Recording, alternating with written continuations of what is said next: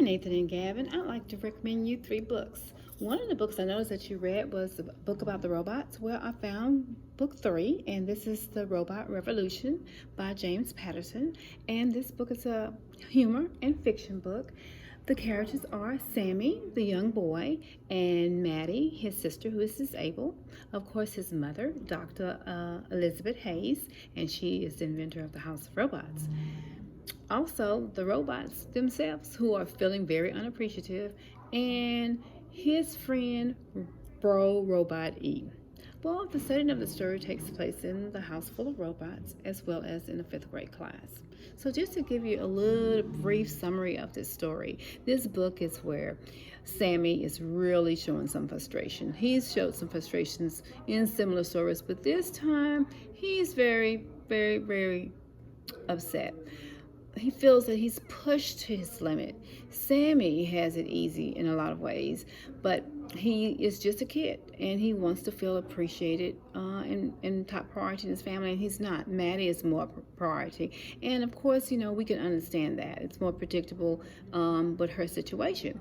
But you cannot blame Sammy because he's just a kid. And there's this school bully, and who's a villain that he has to deal with as well. Well, him and Bro E becomes best friends. So, in fact, E is so valued by the family that the other electronic robots and occupants of the home feel like they are just very unappreciated. And so when Sammy's mom gets distracted, she's inventing, working on another top secret project, and she gets distracted on that project. The robots get very upset. And so Q, one of the robots, he just started up a revolt with the drones and just causing wreak and havoc over the home. They are armed with many kind of pranks, and they are demanding to be cared for. So with that in mind, Sammy and Maggie, it's up to them to see whether or not they can maintain and keep the household together until Mom reveals her secret project. Can Sammy and Maddie hold it together? What about that bully at school? What's going to happen to that? And what is Mom's top secret project she's working on? Well, we're going to continue to read to see if we find that out. I recommend this book because this book of robots is a series. Of course, the illustration in here is perfect. It's a great dialogue for kids for reading. The pacing, the action, it's one of the best science fiction novels. Well, that's book number one. I have my second book, and my second book here is called Beyond the Sea, and it's written by Laura Walk, and the genre is historical fiction. The characters are a 12-year-old girl named Crow, and she's abandoned just hours after she was born. Well, she was found by one of the characters, Osh.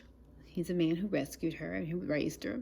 And then the lovely, fierce Mrs. Maggie, who's a wonderful, wonderful and affectionate neighbor. Crow, Osh, and Maggie are wonderful characters. They're quirky, lovable, and they're real. The setting takes place in Elizabeth Island in Massachusetts. Now, the summary of the story. It's about a young orphan with a mysterious past, full of treasures and secrets, wanting to find belongingness. And Osh, a fisherman, he found her as an infant, washed up on the little tiny shore off the coast of Massachusetts. And he took Crow in, started raising Crow. She was enjoying her simple life, a simple life of checking on the lobster traps and gardening with Osh, and taking her private lessons with the sympathetic Mrs. Maggie. Well, Crow has always been curious about the world around her, but it isn't until the night a mysterious fire appears across the waters that unspoken question of her own history forms up in her life. And now Crow is leading down a path of discovery and danger. Let's continue to read to see what actually happens to Crow. Does Crow discover where she came from? Does Crow discover who she is and what danger lies ahead?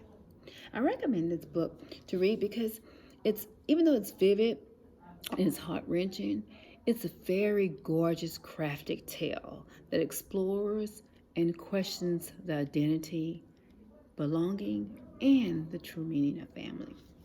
And my third book, the one I love the most, is Matilda by Ronald Dole. This book here, oh my God, this book here is very, very a good fiction book and fantasy book, but it's very interesting. Matilda is a bright young girl, very eager to learn. Her father is Mr. Wormwood. He's a greedy used car salesman. And her mom is a negligent mom, and she is an amateur ballet dancer. Well, also, there is Mrs. Agatha Trunchbull, a tyrant of a headmistress at a school, and she bullies the kids and treats the teachers bad. One of the teachers is Mrs. Honey, which is her own niece. Well, this story takes place in a small English village, more specifically, Maddie's home, the school, and Mrs. Honey's cottage. Well, to tell you a little bit about this book, Maddie, who is a 6-year-old, intelligent, high-spirited, often neglected child by her parents, she's a genius. Her parents feel that she's a dog. Maddie spends most of her time reading. She enjoys reading books. So her parents decide to send her to school. And Maddie is so excited about going to school until she meets Mrs. Trunchbull, who is a tyrant. And she bullies the kids and bullies the teacher. And very, very mean to Mrs. Honey. Well, Maddie learns about some superpowers that she has. And Maddie also, she is very suspicious about Mrs. Trunchbull. Because, see, Mrs. Trunchbull's brother, which is Mrs. Honey's father, died mysteriously. So Maddie learns that Mrs. Trunchbull is holding back Mrs. Honey's inheritance so that Mrs. Honey can stay being poor.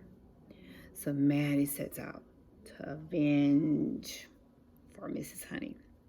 Let's continue to read to see what happened. Let's see if Maddie's successful.